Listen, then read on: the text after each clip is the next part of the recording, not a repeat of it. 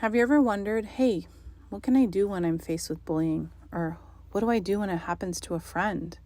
Well, you've come to the right place, because this week on The Ordinary Professor, we're addressing the A, B's, and C's, and we're focusing on bullying. So my name is Dr. Courtney Pegram, and I am the founder and the host of The Ordinary Professor. This is all place to talk about feelings and social emotional learning. So when you think about it, it's all things social skills. So today we want to talk about bullying. So what is it? So first, it's about using your power over a period of time to intentionally hurt someone else. So when someone's trying to take that power away from you, or they have an intention to harm and it's over a period of time, it's bullying. Why is it important to understand this?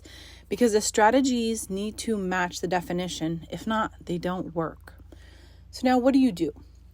For example, if you're the target of someone that's bullying you, so you're the person that they're teasing, they're making fun of, and you feel like, I don't know what to do. Here's some tips. I would say right away off the bat, don't treat me like that, or it's not okay to say that, and walk away. Now, tone is important if you do that, and also body language. If you're going to confront the bully, you need to stand up tall, right? Make sure your shoulders are back and you're facing and making eye contact with the bully. And I would also add that you need to be emotionally calm and not deregulated. Because if you start getting really angry or emotional, it gives the let's say the bully more ability to kind of have a comeback or continue to harass you. So it's important to understand that the way that you express yourself, the way you show up makes a difference. Now, the other thing that I like to teach in my trainings is if you're standing up, right, you can take a step back and kind of to the side so you have kind of a general idea of your environment, right? And you're still facing the bully, right? But you want to make sure that you have your own bubble and that they're not invading your space, because when someone invades your space, it's like invading your privacy. It's hard for you to kind of react and think straight. So you want to have that room. Now, next, if you are sitting down and someone is bullying you, you stand up, get behind a desk, get behind something so there's enough space, but also you're exuding power. The way we show up and we use our body can exude power, right? Or it can take away, we can look like we're losing our power. So we want to show that we have power. So stand up. Walk away with an attitude, right? So that is something that often with middle school or high school, they get what I mean, just how they give other people attitude, just walk away with an attitude, what are you talking about? And just walk away, right?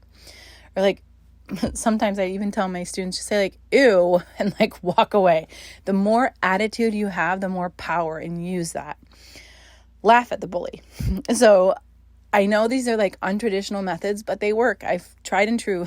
Someone's teasing, just laugh, and I'm just laugh, say nothing, and walk away.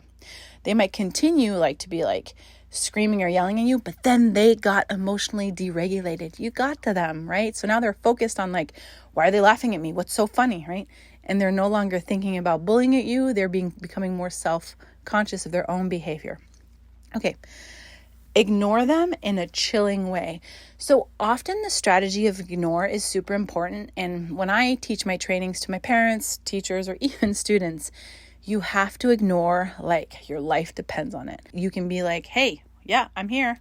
Sorry, I'm just not paying attention to you, because what you're saying is irrelevant. That's the way you need to ignore, right? And it's an important skill to learn. You can additionally say, hey, that's offensive, and walk away. Remember, my tone has attitude in it. I have power. So those are the critical points. You can grab a friend and whisper to your friend and look at the bully. So just say something hey, let's get out of here, right? But then just kind of look at them, give them a look, and walk away. So what it does is it's you're reestablishing your power. Are you really saying something? No, you're probably just telling your friend, let's get out of here, right? But it creates a sort of confusion, and sometimes people don't know what to do when they have when someone matches the way they're being treated, not in a way that's dismissive or mean, but in a way that, hey, I'm not going to put up with this, right? So the idea is kind of matching that energy can be really helpful as long as you're not harming the other person and it's not harming you, right? Say things wow, are you okay? Do you want to try that again? Or I don't think that was meant for me, right? So you can hear in my tone and the way I'm exuding my power that I'll have the other person question it. Like, because sometimes, let's just say, maybe the intention wasn't there. And they're like, oh, wait, what did I just say? Or what did I do? So it's important to kind of call people out. So using like your power, your voice, and then also your attitude can really help. Like, let's think about deflecting the bullying behavior. Okay. Do not make yourself small ever, right? Keep your shoulders back, stand up tall, right? Straight spine, look directly at the bully, right? The minute your shoulders shrug and you make yourself small, you're losing power. It's like you're deflating. So stand up, right? Stand away. Put your hands on your hips, right? Use your body to kind of tell your brain that you're confident and you got this. Don't get cornered, and make sure that you have room to move to get away from the situation, right? So make sure that, like I told you, take that step aside, look at your environment, like start like kind of scanning. How do I get out of this, right? And remember, often we have telltales on our face. So if you're feeling fear, that means you're not breathing. So start breathing, right? Take deep breaths in and just like calm your body so that your mind can think clearly of how to address the situation. Our minds are very fast and effective. As long as we're breathing and we're standing up straight, our lungs have the capacity to expand. It really helps in these bullying situations. So these are just some quick tips, but they're things we don't typically talk about and that are not like often taught in the classroom because they're social skills, right? So I hope this is helpful and that you can try them and utilize them so that you can protect yourself.